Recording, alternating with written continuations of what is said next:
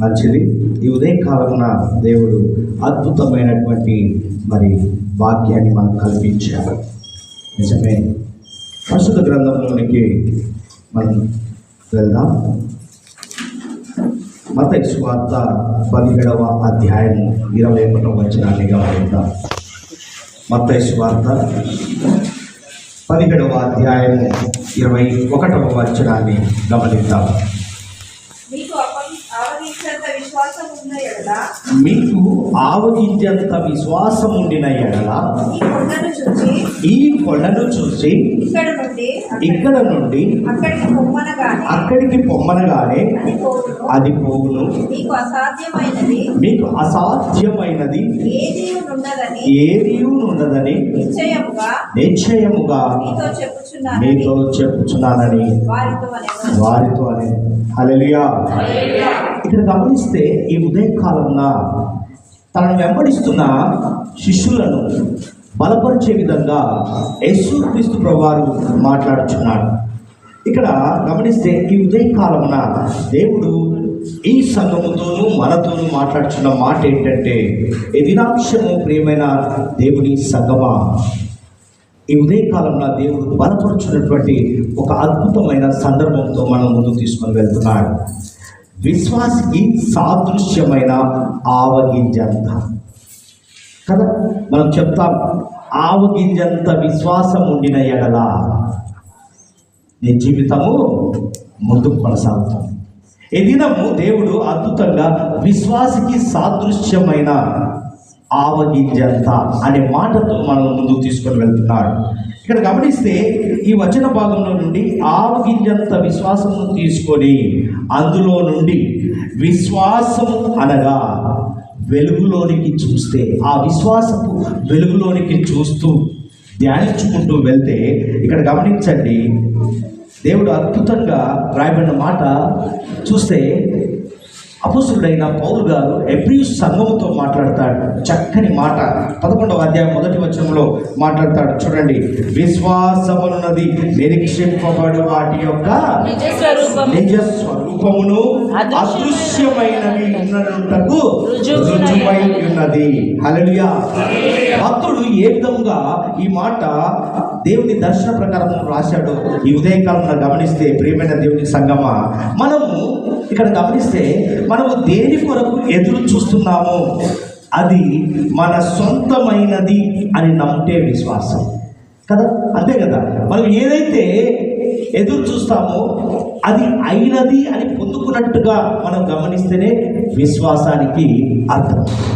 ఇక్కడ గమనిస్తే అలాగే అదృశ్యమైనవి అనగా కంటికి కనబడనివి, కనబడుతున్నాయి అని నమ్మడమే విశ్వాసం. ఈ దినము అదృశ్యమైనవి అంటే ఏంటండి? కంటికి కనబడవాలి. కానీ మనం అనుకోవాలి ఏమని? విశ్వాసంతో వెలుగులో చూసినప్పుడు అవి కనబడుతున్నాయి అని నమ్మడమే విశ్వాసం. ఇక్కడ ఒక సాదృశ్యాన్ని దేవుడు మన ముందు పెట్టాడు. ఏంటి విశ్వాసికి సాదృశ్యమైన ఆవగింజంత అంటే? అబ్రహాం గారిని గమనిద్దాం. వృద్ధాప్యంలో మగబిడ్డను ఇస్తాను అని అనగానే అది ఆధారం లేకున్నా దానిని అబ్రహాము నమ్మాడా? ఆధారం కనపడ్డదా? నమ్మాడు అంతే. మాట సెలవిచ్చాడు, నమ్మాడు. అలాగే ఇక్కడ ఇంకొక భక్తుడిని చూస్తే మోషేను చూద్దాం. మోషేను చూసినట్లయితే మోషే పెరిగిన విధానం ఐగుప్తు దేశంలోని సంపదకు వారసుడుగా ఉన్నప్పటికీ దానిని ఆశించలేదు. కారణం ఇక్కడ గమనిస్తే చూడండి, ఏప్రిల్కు రాసిన పత్రిక 11వ అధ్యాయం 27వ వచనం మోషే గురించి వ్రాయబడి ఉంటుంది. విశ్వాసమును బట్టి అతడు అదృశ్యుడైన వాడిని చూచుచున్నట్టు స్థిరబుద్ధి గలవాడై రాజాగ్రహమునకు భయపడక ఐగుప్తును విడిచిపోయెను. హల్లెలూయా. ఇక్కడ గమనించండి, మోషే ఐగుప్తు ధనాన్ని ఆశించాడా? కానీ పరలోకపు ధనాన్ని తన మనోనేత్రములతో చూచి ఐగుప్తు ధనాన్ని కాదనుకున్నాడు. ఈ దినము మనం ఏం చూడాలండి? మన మనోనేత్రములు తెరవబడాలి. అప్పుడే మోషే, అబ్రహాము ఏ విధంగా దేవుని వాక్కును మరి వారు గ్రహించి దాని ప్రకారం ముందుకు వెళ్ళారు విశ్వాసంతో. ఆ విశ్వాసం వెలుగు మనం చూసినట్టుగా ఉండేవారిగా ఉండాలి. ఇక్కడ గమనిస్తే ఈ ధనము కంటికి కనపడదండి. ఏ ధనము? ఇహలోక ధనం. ఈ లోకంలో జీవిస్తున్న మనం ఈ ధనం మనకు కంటికి కనబడుతుందండి. బాగా గమనించండి, అది కనబడుతూనే ఉంటుంది. అది కనబడితేనే మనం ముందుకు వెళ్తాము. కానీ పరలోక ధనం కంటికి కనబడదు. ఈ దినం గమనించవలసిన విషయం, కంటికి కనబడే దానిని కాదనుకున్నాడు మోషే. మనం ఈ దినము కంటికి కనబడే దాన్ని మాత్రమే ఆకర్షిస్తూ జీవిస్తున్నాం. పరలోక ధనాని కోసము మనము ఆ విశ్వాసపు వెలుగులోనికి మనం తొంగి చూసే పని లేకుండా ఈ లోకంలో ఉన్నటువంటి దేవుడు మరి మొదట 6వ దశలో చెప్పాడు, మీరు ఫలించి విస్తరించి భూమిని నిండించండి అన్నాడు. కాబట్టి మనం నివర్తనులై మమేకమై దానిలో బిజీ అయిపోయి ఈ పరలోక ధనాన్ని వైపు చూడకుండా ఇహలోక ధనాని కోసం ప్రాకులాడుతున్నాం. అందుకే దేవుడు మాట్లాడుతున్నాడు. ఇక్కడ చూస్తే మోషే విషయంలో కంటికి కనబడే దాన్ని కాదనుకున్నాడు. అంటే ఇతనిలో ఏదో ప్రత్యేకత ఉంది. దేవుడి ఉదయకాలమున మనలో కూడా గమనించేదంటే, ఈ సంఘంలో ఉన్నటువంటి ప్రతి బిడ్డ కొరకు ఏదో చూసేదంటే, నీలో ఒక ప్రత్యేకతను దేవుడు చూడాలనుకుంటున్నాడు. హల్లెలూయా. ఎంతమంది నిజంగా ఈరోజు నాలో ఒక ప్రత్యేకతను దేవుడు చూడాలి అనుకుంటున్నాడన్న ఉద్దేశం కలిగి ఉన్నారు? వారందరూ దీవించబడుదురు గాక. అందుకే 2 కొరింథీయులు రాసిన పత్రికలో కొరింథీ సంఘంతో పౌలు భక్తుడు రాస్తాడు. 2 కొరింథీయులు రాసిన పత్రిక 4వ అధ్యాయము 17-18 వచనాలు చూసినట్లయితే అక్కడ అద్భుతమైన మాటలు రాయబడి ఉంటాయి. ప్రియమైన దేవుని సంగమా, ఒకసారి గమనించండి. 4వ అధ్యాయం 17-18 వచనాలు. దృశ్యమైన వాటిని చూడక అదృశ్యమైన వాటిని నిదానించి చూచుచున్నాము కనుక క్షణమాత్రం ముందు మా చులకని శ్రమ మా కొరకు అంతకంతకు ఎక్కువగా నిత్యమైన మహిమాభారము కలగజేయుచున్న దృశ్యమైనవి నిత్యములు. చూసారా, ఇక్కడ పౌలు భక్తుడు చెప్తున్నాడు కొరింథీ సంఘంతో, ఓ సంఘంలో ఉన్న విశ్వాస వీరులారా, ఇక్కడ దేవుడు బయలుపరుస్తున్న మాట చూడండి. మేము దృశ్యమైన వాటిని చూడక అదృశ్యమైన వాటిని నిదానించి చూస్తున్నాం కనుక క్షణమాత్రముండు. బాగా గమనించండి ఉదయకాలంలో ఎందుకు ఈ మాట పదే గుర్తు చేస్తున్నాడు దేవుడు. ఇక్కడ చూస్తే అదృశ్యమైనవి అంటే కంటికి కనబడేవి అంటే కంటికి కనబడేవి నిత్యమైనవి కావు. నువ్వు ఈరోజు చూస్తున్నావే, ఆ కంటికి కనబడుతున్నావంటే అవి నిత్యమైనవి కావు. కంటికి కనబడనవి నిత్యమైనవి. పరలోక ధనం. అది పరలోక ధనం. కంటికి ఎప్పుడైతే కనబడకుండా ఉంటాయో అవి నువ్వు దాచిపెట్టుకున్నటువంటి ఆ ధనం. ఇక్కడ గమనిస్తే అందుకే మోషే కంటికి కనబడే ఐగుప్తు ధనాన్ని కాదనుకున్నాడు. మనం ఏమనుకుంటాం? కంటికి కనబడే దాన్నే ఆస్వాదిస్తాం. ఈ ఉదయకాలంలో గమనించండి, ఇప్పుడు కంటికి కనబడకపోయినా పరలోక ధనమే నిత్యమైనదని గ్రహించాడు మోషే. అబ్రహామేమో ఆయనకు అది కనబడకపోయినా దేవుడు చెప్పిన దాన్ని గ్రహించాడు. మోషేమో కంటికి కనబడుతున్న దాన్ని దూరం పెట్టేసి పరలోక ధనాని కోసమే ప్రాకులాడాడు, ఒక ప్రత్యేకతను పొందాడు. ఈ ఉదయకాలంలో దేవుడు కూడా అదే ఎదురు చూస్తున్నాడు. నీలో ఒక ప్రత్యేకత, ఇహలోక ధనం కోసం ప్రాకులాడుతున్నావా? నీలో ఆవగింజంత విశ్వాసం ఉన్న ఎడల ఎంత చక్కగా మాట్లాడుతున్నాడో చూడండి. అందుకే మోషే అబ్రహాంలో అదే విశ్వాసం కనపడింది. ఆ విశ్వాసాన్ని ఉదయకాలంలో మనలో చూడాలనుకుంటున్నాడు దేవుడు, ఒక ప్రత్యేకతను చూడాలనుకుంటున్నాడు. అందుకే చూడండి ఇక్కడ అంటున్నాడు, మరి ఈ ఉదయకాలం అడుగుతున్నాడు, మరి నీవు ఇప్పుడు కంటికి కనబడే వాటి మీద మనసు పెడుతున్నావా? క్వశ్చన్ మార్క్ అడుగుతున్నాడు. ఈ ఉదయకాలం మామూలే, మనం కంటికి కనబడే దాని మీదనే మనసు పెడతాం. కానీ మనం ఒక మాట్లాడుతున్నాడు, లేక కనబడని అదృశ్యమైన వాటి మీద మనసు పెడుతున్నావా? ఎటు చెప్పలేని పరిస్థితి కదా. ఇది కావాలి ఇది కావాలి. కానీ విశ్వాసంతో గమనించినట్లయితే అబ్రహాము విషయంలో కానీ మోషే విషయంలో కానీ దేవుడు చేసినటువంటి అద్భుతాలను ఒక్కసారిగా మనం గమనిస్తే, ఈ విధంగా మనం ఆలోచిస్తే అదే విశ్వాసము. ఏ విధంగా? ఆయన ఒక ప్రత్యేకతను, ఆయనేమో వాక్కును గ్రహించాడు, సవి చూసి మోషే ముందుకు వెళ్ళాడు, అవన్నీ కాదనుకున్నాడు, ఒక ప్రత్యేకతను పొందాడు. ఈ దినం గమనించండి, మరి దేవుడు మాట్లాడుతున్న మాట. అందుకే మొదటి కొరింథీయులో రాస్తాడు పౌలు భక్తుడు 2వ అధ్యాయం 9వ వచనం చూసినట్లయితే చూడండి, ఇందును గూర్చి దేవుడు తను ప్రేమించు వారి కొరకు ఏవి సిద్ధపరచనో అవి కంటికి కనబడలేదు, చెవికి వినబడలేదు, మనుష్య హృదయమునకు గోచరము కాలేదని రాయబడింది. మనకు అర్థం కావట్లేదు దేవుడు ఏమి చేస్తున్నాడో, దేవుడు ఏమి చేయబోతున్నాడో మనకు అర్థం కాలేదని వాక్యము లేఖనాల్లో బయలుపరచబడింది. ప్రియమైన దేవుని సంగమా, గమనించండి.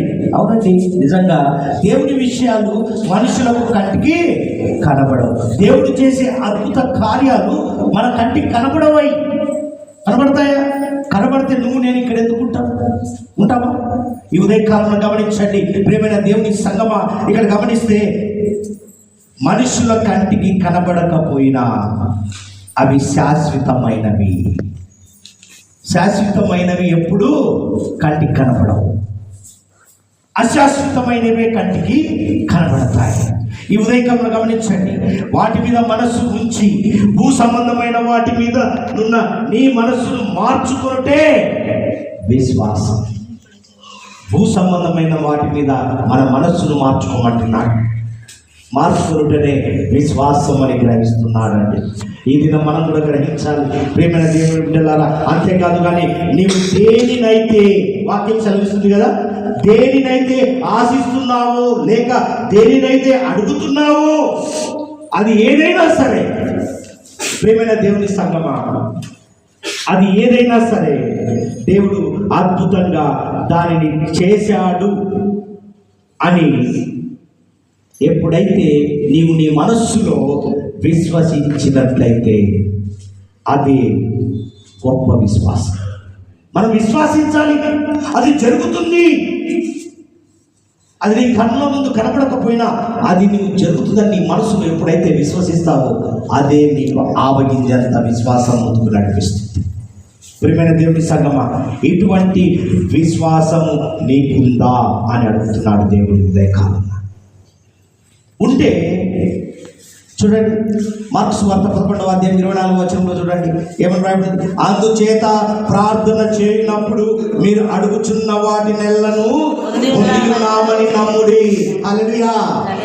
ఇది నా మాట, నీ మాట కాదు, నా మాట కాదు, దేవుని వాక్కు. మనం పొందియున్నామని నమ్మాలి. అందుచేత ప్రార్థన చేయనప్పుడు మీరు అడుగుచున్న వాటి నెలను పొంది ఉన్నామని నమ్ముడి, అప్పుడు అవి మీకు కలుగునండి. అదేనండి విశ్వాసం. మనం పొందుకున్నాం, అయిపోయింది, అవునుగాక. అందుకే చూడండి, ఇదే విశ్వాసము. ఇలాంటి విశ్వాసము నీలో ఉందా? దేవుడు అడుగుతున్నాడు. ఇది నిన్ను నీవు పరిశీలించుకొని నీ జీవితాన్ని, నీ విశ్వాసాన్ని సరి చేసుకో. అప్పుడే నీవు విశ్వాసిగా ఉండగలవు. మనం ఎప్పుడైతే పరీక్షించుకుంటామో పరిశీలన చేయబడతామో. నిజంగా గమనించండి, వెండి అదేం చేస్తాడంటే కంసాలి కరగబెట్టి దాంట్లో ఉన్న మస్టును తీసేస్తాడు. అప్పుడే అది పరికరంకు పనికొస్తుంది. ఎలాంటి రా మెటీరియల్ తీసుకొచ్చి చేస్తే అవుతుందా? కాదు. మన జీవితం కూడా అదే. అందుకే అంటున్నాడు ఇక్కడ ఖచ్చితమైన మాట్లాడుతున్నాడు. కనీసం ఇటువంటి విశ్వాసం లేకుండా నీవు దేవుని సేవించాలనుకుంటే నీకు ఏమి ప్రయోజనము ఉండదు. విశ్వాసం లేకుండా దేవుని యొక్క, అందుకే వాక్యంలో రాయబడిందండి, లేఖనాలు బయలుపరుస్తాడు. ఎబ్రీ సంఘంతో పౌలు భక్తుడు మాట్లాడతాడు 11వ అధ్యాయం 6వ వచనం చూడండి. విశ్వాసము లేకుండా దేవునికి ఇష్టుడై ఉండుట అసాధ్యం. చూసారా, లేఖనాల్లో బయలుపరచబడింది. నీలో ఆవగింజంత విశ్వాసము లేకుండా దేవుని సేవించాలి అనుకుంటే అది నీకును దేవునికి ఏమవుతుందండి? దగ్గర అవుతుందా, దూరం అవుతుందా? అందుకే వాక్యం లేఖనాల్లో బయలుపరచబడింది, విశ్వాసము లేకుండా దేవునికి ఇష్టడై ఉంట అసాధ్యము. దేవుని యొద్దకు వచ్చువాడు, హల్లెలూయా, ఆయన యొద్దకు వచ్చువాడు ఆయన ఉన్నాడనియు తన్ను వెతుకు వారికి ఫలము దయచేయువాడి అనియు నమ్మాలి. నమ్మడమే విశ్వాసం. ఆయన చేస్తాడు, ఆయన వస్తాడు, ఆయన నిన్ను ముందు నడిపిస్తాడనే విశ్వాసం నీలో ఫలించాలి. అప్పుడే విశ్వాసానికి అర్థం ఉంటుంది. చూసారా ప్రియమైన దేవుని సంగమా, నీవు ఏదైతే దేవుని అడుగుతావో అది ఆయన ఇవ్వగల సమర్థుడు. మొదట నీ హృదయంలో విశ్వసించాలి. మొదట నీ హృదయంలో విశ్వసించాలి. అప్పుడే ఇతరుల వైపు నువ్వు చూడగలవు. ఆ విశ్వాసం లేకుండా నీవు దేవునికి ఇష్టడై ఉండలేవు. నీలో విశ్వాసం లేకపోతే ఇతరులను నువ్వు ఏం చెప్తావు? దేవుని వైపు ఎలా మరలిస్తావు? దేవుడు నీకు కార్యాలు చేశాడని ఎలా చెప్పగలవు? ఎలా సాక్ష్యం చెప్పగలవు? ఈ ఉదయకాలం అంటున్నాడు. అందుకే ఈ దినం గమనించండి. కాబట్టి విశ్వాసము కలిగి ఉండాలని దేవుడు కోరుతున్నాడు. అందుకే విశ్వాసకి సాదృశ్యమైన ఆవగింజలంత అని మత్తయి సువార్తలో రాయబడింది. మత్తయి గారు రాస్తారు, ఎంత చక్కగా రాస్తారు. మరి కలిగి ఉండాలని దేవుడు కోరుతున్నాడు. ఇటువంటి విశ్వాసము మనకు రావాలంటే ఒకటే మార్గం. ఏంటి అదేదనగా? చూడండి, రాయబడిన మాట చూడండి. రోమీలకు రాసిన పత్రికలో రాస్తాడు, 10వ అధ్యాయం 17వ వచనంలో, కాగా వినుట వలన విశ్వాసము కలుగును, వినుట క్రీస్తును గురించిన మాట వలన. మనం వినాలి, దేవుని స్వరాన్ని గైకొని వినాలి, దేవుని వాక్కును వినాలి. అబ్రహాం విన్నాడు, మోషే విన్నాడు, ఆయా భక్తులు విన్నారు, ఆయా ప్రవక్తలు విన్నారు. నీవు నేను మనము ఈ ఉదయ కాలంలో విన్నప్పుడే ఏమవుతుందండి? విశ్వాసము కలుగుతుంది. వినేదేంటో తెలుసా? ఆ మాటలు ఈ మాటలు కాదండి, ముసలమ్మ ముచ్చట్లు కాదు, లోకంలో ఉన్నటువంటి మనకు అక్కర్లేదు. కాగా ఏమంటున్నాడు? వినుట వలన విశ్వాసం కలుగును, వినుట క్రీస్తును గురించిన మాట వలన, ఆయన వాక్కు వలన. ఆయన వాక్కు ఎప్పుడైతే నువ్వు గ్రహిస్తావో అప్పుడే నీ విశ్వాసాన్ని బలపరుచుకుని నీవు ముందుకు వెళ్ళి ప్రతి కార్యాన్ని విజయవంతము చేయగలవు. హల్లెలూయా. అందుకే అంటున్నాడు, క్రీస్తును గురించి వినిన వారికి విశ్వాసము కలుగుతుంది. ఆ విశ్వాసమే నిన్ను దేవునికి ఇష్టమైన బిడ్డగా చేస్తుంది. అప్పుడు నీవు అన్నిటినీ సాధించుకోగలవు. హల్లెలూయా.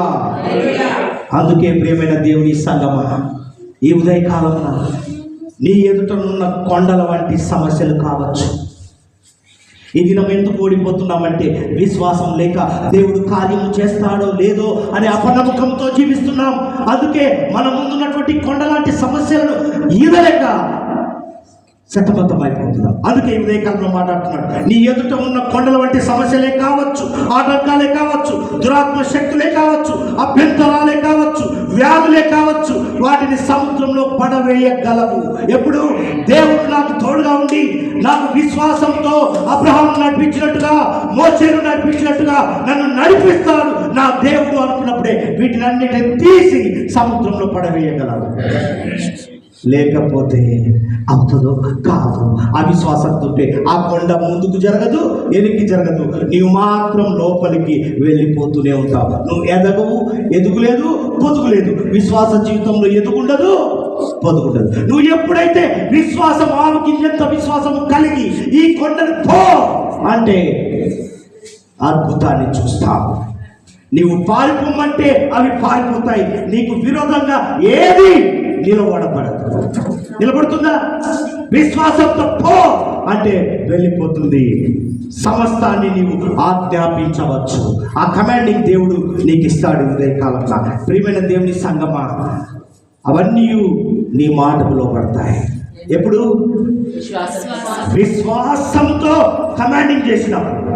ఆలోచించేంత విశ్వాసంతో నువ్వు ఉన్నప్పుడే ఆ విశ్వాసాన్ని నువ్వేం చేస్తావు? ఒక కమాండింగ్, ఒక అధికారంతో పో, ఈ సమస్య పో, ఈ దురాత్మ నన్ను వెంటాడుతున్నటువంటి అపవాది క్రియ వెళ్ళిపో అంటే వెళ్ళిపోతుంది. అది ఏ సమస్య కావచ్చు, చెప్పుకోలేని సమస్య, అది నువ్వు ఊహించనిది కూడా దేవుడు గొప్ప కార్యం చేస్తాడు. ఈ ఉదయకాలంలో అందుకే అంటాడు, ఏమంటున్నాడు తెలుసా?